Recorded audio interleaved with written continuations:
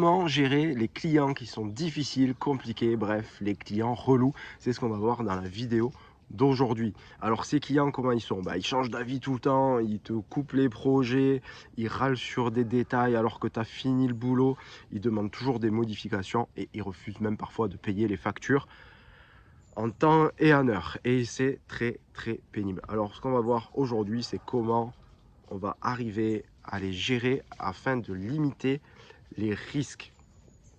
Alors on peut déjà les identifier dès le premier contact sans avoir à perdre de temps, à essayer de diagnostiquer en fait si en face de nous on va avoir un client qui va être relou avant de commencer les travaux ou pas. Donc pour ça, il faut que tu prennes le temps de qualifier ton client, discute avec lui et dès les premiers contacts téléphoniques, tu vas voir si c'est aligné avec tes valeurs, avec si tu t'entends bien avec lui déjà avant de penser client, vente, etc. Pense relation humaine. Est-ce que ça fonctionne? Est-ce que vous vous entendez bien? Est-ce que vous êtes sur la même longueur d'onde? À partir du moment où vous êtes sur la même longueur d'onde, c'est quand même intéressant.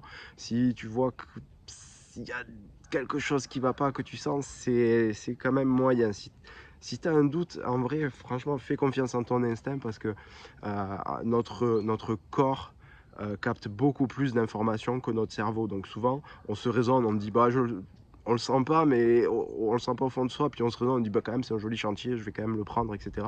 Et puis finalement, on se rend compte trop tard qu'on aurait dû s'écouter. Voilà. Donc ce que je te recommande, c'est vraiment de t'écouter si tu sens le client ou si tu sens pas le client. Alors comment est-ce qu'on peut trouver les signaux d'alerte d'un client en problème? Quand tu es face à un client qui change d'avis souvent, qui parle de prix au lieu de parler de prestations, si tu vois qu'au moment d'envoyer la première facture ou la facture d'acompte, les choses traînent. Tout ça, c'est quand même des signaux d'alerte. Si tu fais une création et que à l'étape de la conception, ça commence à être compliqué, il vaut mieux mettre un terme à la relation là que de poursuivre. Imagine que tu fasses un chantier à 30, 40, 50 000 euros et que le client soit hyper pénible et qu'à la fin, il te refuse de te payer 10, 15 000 euros. Et là, tu te dis, mais si j'avais su, j'aurais arrêté avant. Parce qu'il faut se dire que renoncer à un mauvais client, c'est la possibilité aussi d'en avoir un bon qui arrive. Donc, ne reste pas, si tu veux, focus sur l'argent qu'il peut te rapporter. Voilà. Potentiellement, il vaut mieux avoir un bon client qui te rapporte vraiment qu'un mauvais client qui potentiellement aurait pu te rapporter et qu'au final, tu as juste rapporté des galères. Quand tu fais un projet aussi, c'est crucial de collaborer étroitement avec le client. Parce que si tu fais ton truc dans ton coin et que tu le ramènes, forcément, tu vas peut-être avoir le client qui te dit ben non, ça va pas, ça va pas, j'aurais pas vu comme ça, etc.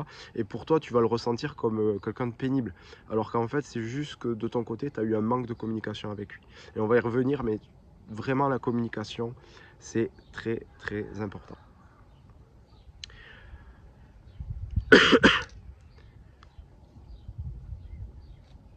Alors maintenant, on va voir ensemble comment est-ce qu'on peut minimiser les problèmes avec ce type de client. Et encore une fois, c'est vraiment de la communication.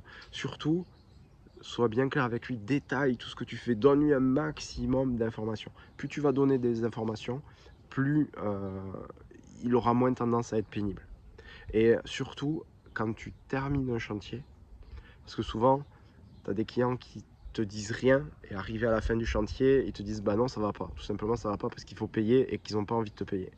Et là, ces personnes-là, en fait, le fait de laisser des documents de fin de chantier comme un PV de réception des travaux, va en fait t'éviter ça parce qu'ils vont pouvoir écrire dans le PV et légalement, ils ont une retenue légale, mais ils ne peuvent pas aller au-delà. Ça veut dire que si tu fais un chantier à 10 000 euros, le client ne peut pas te dire je refuse de vous payer 5 000 euros parce que je ne suis pas content de ci ou de ça. Parce qu'il y a une retenue légale et cette retenue légale, en fait, elle est signée dans le PV de réception des travaux. Donc vraiment quelque chose à bien faire systématiquement. Ensuite, indique le temps nécessaire pour faire ton projet, ton devis, etc. Parce que si tu promets à ton client quand tu fais un devis, si tu lui dis je vous l'envoie la semaine prochaine, mais que la semaine prochaine il n'a rien, qu'au bout de 15 jours il n'a rien, bah déjà tu es en train de créer une tension entre le client et toi. C'est pas forcément que le client il va être pénible de base, mais c'est juste que toi tu l'as incité un peu à être pénible parce que du coup tu n'as pas donné en temps et en heure. Donc toujours, si tu dis que tu vas faire le devis en une semaine, essaye de faire le devis en 3 ou 5 jours, de manière à le surprendre agréablement, et il aura moins tendance à être pénible. Maintenant, quand tu présentes le devis, présente aussi le calendrier des travaux et les paiements, le calendrier des paiements. Parce que si tu présentes les travaux simplement, mais que tu as une réticence, alors ça se comprend la réticence de parler de l'argent, mais l'argent fait partie du deal, ça fait partie du contrat. C'est aussi important que le type de végétaux que tu vas utiliser ou le type de matériaux que tu vas utiliser. Tout ça, c'est pareil. Donc si tu n'as pas de problème à parler du type de matériaux ou du type de végétaux, il n'y a pas de raison que tu aies plus de problèmes que ça à parler de l'argent. Et donc du coup, c'est très très important que tu lui dises quel est le calendrier des paiements. Quand c'est des travaux de création qui sont longs, c'est très bien que tu commences avec un acompte, un deuxième acompte, peut-être un troisième acompte, etc. au fur et à mesure de l'avancée des travaux et le solde à la fin. Et que tu sois aussi très très clair sur les montants de chaque acompte que tu vas mettre. Alors si un client te refuse de payer l'acompte, ça arrive, des fois tu dis à un chantier, voilà, je vais attaquer le chantier, je vais vous demander un acompte de 30, 40%, 50%. Et quelqu'un te dit, oh non, non, mais moi, pas d'acompte, tout va bien, on se fait confiance, etc. Là, tu as un gros signal d'alerte et il vaut mieux à ce moment-là que tu dises, bah écoutez, moi, si vous ne me versez pas d'acompte, de toute façon, je ne peux pas acheter de matériaux, donc du coup, on va s'arrêter là. Et l'acompte fait partie du deal, en fait. Donc, s'il refuse de payer l'acompte, ça veut dire que lui, il va prendre le deal à son avantage et que donc du coup, tu vas avoir vraiment des problèmes sur toute la suite du chantier. Et c'est un chantier dans 99% des cas où tu es sûr de ne pas être payé de l'intégralité du chantier. Donc vraiment, un client qui est réticent à te verser un acompte, c'est un signal d'alerte, mais majeur.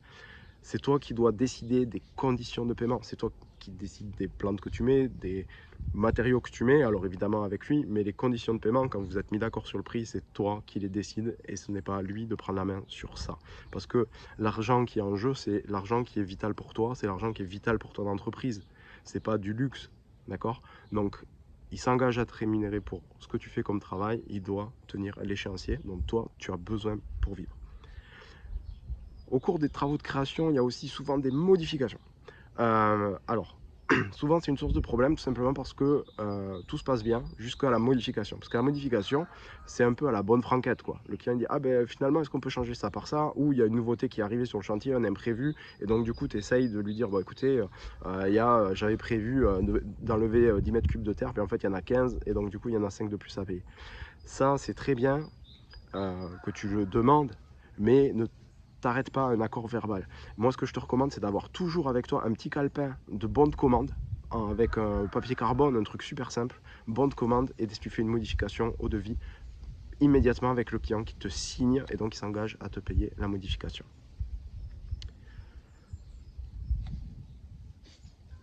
Le dernier paiement. Là, c'est vraiment là où il y a des choses qui peuvent bloquer parce que le client va te dire, ah mais qu'est-ce qui me dit que le gazon va pousser, s'il y a des mauvaises herbes on fait quoi, etc. Donc encore une fois, toujours le PV de réception des travaux. En France, la retenue légale ne peut pas excéder 5% du montant total du chantier. Donc encore une fois, si tu fais un chantier à 1000 euros, eh bien, on ne peut pas te retenir plus de 50 euros. C'est la loi, d'accord? Donc, fais bien signer le PV de réception des travaux avec dessus écrit la retenue légale et le texte de loi. Et donc, si tu es adhérent à l'UNEP, tu vas trouver sur le site de l'UNEP un modèle. En gros, si tu veux vraiment limiter les soucis, sois compréhensif et communique clairement avec le client, donne de tes nouvelles. Si le client t'appelle, rappelle-le tout de suite. Si tu envoies un texto, réponds-lui tout de suite. Encore une fois, c'est des relations humaines. C'est des relations humaines. Tu ne verrais pas un pote qui t'appelle et attendre 3 jours pour le rappeler. Donc pourquoi tu le ferais avec ton client? Il faut vraiment que tu comprennes bien ça, que tu favorises ce lien. Vous êtes en relation humaine avant d'être en relation commerciale. Alors, on a bien parlé des chantiers de créa, maintenant on va parler des chantiers d'entretien. Alors, encore une fois, communique. Ça, c'est la même chose, mais je pense que maintenant tu l'as bien compris. Si tu as des contrats d'entretien, communiques sur tes passages, ce que tu as fait, quand, comment, quelles étaient les équipes, et ce que tu envisages de faire pour la prochaine fois. Ça évitera des choses du type « Ah vous avez oublié de tailler le massif, alors que toi tu le sais très bien mais tu n'avais pas le taillé et que tu vas le faire dans 15 jours en même temps que la tonte, mettons. » Et bien de dire au client « Voilà, je suis passé, j'ai tendu, j'ai soufflé, j'ai vu qu'il y avait un massif à tailler, je le ferai la prochaine fois. » C'est génial, tu évites les problèmes. Alors maintenant, qu'est-ce qui se passe si un client veut réduire le nombre de passages ou annule des interventions? Ça arrive assez souvent. J'ai fait de la copropriété du particulier pendant des années et des années. Tu as des copropriétés, par exemple, où on fait 12-14 passages, mettons, sur la tonte chaque année. Et l'année d'après, ils disent, bah finalement, j'en veux que 8, quoi, parce que voilà, vous n'êtes pas passé tant que ça, il y a des passages qui auraient pu être évités. Alors, qu'est-ce qui se passe qu'est-ce que tu dois faire dans ces cas-là? Alors, déjà, tu dois t'assurer que les standards de qualité sont maintenus. Qu'est-ce que ça veut dire? Ça veut dire que ton entreprise, tu dois avoir établi des standards de qualité. Si tu n'as pas établi des standards de qualité, tu es à la merci du client et tu es prêt à faire des chantiers qui ne te correspondent pas, à faire des chantiers dont tu ne serais pas fier. Donc si les chantiers que tu fais, tu n'en es pas fier et tu n'es pas prêt à mettre une belle photo et la publier sur tous les réseaux sociaux en disant « Regardez les gars, j'ai fait un super taf », si tu n'es pas prêt à ça, c'est que tu es en dessous de tes standards. Donc les clients qui te font descendre en dessous de tes standards, tu les enlèves. Tu leur dis, écoutez, moi, c'est plus possible, c'est en dessous de la qualité de service que je produis, et donc je refuse de le faire. Il faut vraiment que tu gardes des standards élevés parce que sinon tu vas passer pour un mauvais jardinier, quoi. Je veux dire, si tu fais du travail, si tu fais une tonte vite fait parce que le client il te paye ras les pâquerettes et tu fais un truc vite fait et quand tu as fini, il y a des boulettes partout, il y a des traces de tondeuse partout, franchement, tu ne mettrais pas le panneau de ton entreprise devant ce chantier-là. Donc, c'est que tu ne devrais pas faire ce type de chantier. Alors, tu as sûrement aussi entendu, le client a toujours raison. Alors, franchement, c'est pas vrai. C'est vraiment pas vrai. Il faut vraiment que tu sois clair avec les choses que tu veux faire ou pas faire. Et le client n'a pas toujours raison. Si le client il te dit quelque chose qui ne te convient pas, c'est souvent, on peut le voir aussi sur des travaux d'élagage, mettons. Si le client il te dit, bah, moi je veux tailler mon arbre et puis je veux qu'il ressemble à un poteau téléphonique, tu as le droit et tu as même le devoir de refuser pour respecter la qualité de ton travail, mais pour te respecter aussi toi-même. Donc fais bien une liste des prestations que tu refuses, des prix que tu ne pratiques pas. Ça veut dire que tu as aussi un standard au niveau des prix. Il y a un prix en dessous duquel tu ne peux pas aller parce que tu perds de l'argent, parce que tu n'es pas rentable, parce que tu n'as pas suffisamment de marge. Donc c'est un prix en dessous duquel tu ne vas pas. Et il faut que tu sois clair aussi avec toi et de dire en dessous de ce prix-là, je n'y vais pas. Et aussi identifie bien le type de client avec qui tu as toujours de problèmes. Parce qu'il y a toujours ton client idéal, celui avec qui ça se passe bien, qui correspond à ce que tu aimes faire, qui pose rarement de problème. Mais tu as aussi le pire client et tu as un profil du pire client. Donc essaye d'établir des critères précis du pire client. Comme ça, si tu vois quelqu'un qui rentre vers toi, qui te demande des prestations et qui correspond au profil du pire client, tu lui dis direct non.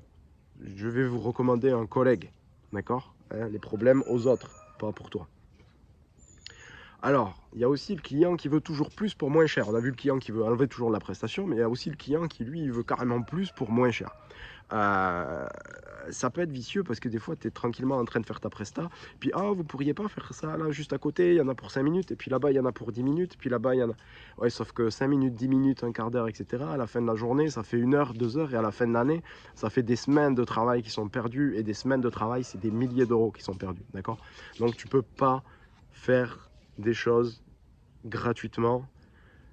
Si c'est un client avec qui tu as l'habitude de travailler, c'est un très bon client, tu gagnes bien ta vie avec, il t'a recommandé à d'autres, faire un geste commercial, oui, pourquoi pas. Mais si tu tombes sur un client qui a un profil d'une personne qui abuse tout le temps, qui réclame tout le temps un peu plus, et qui est toujours un peu à te payer à l'arrache, etc., là, franchement, dis-lui que c'est pas possible, quoi.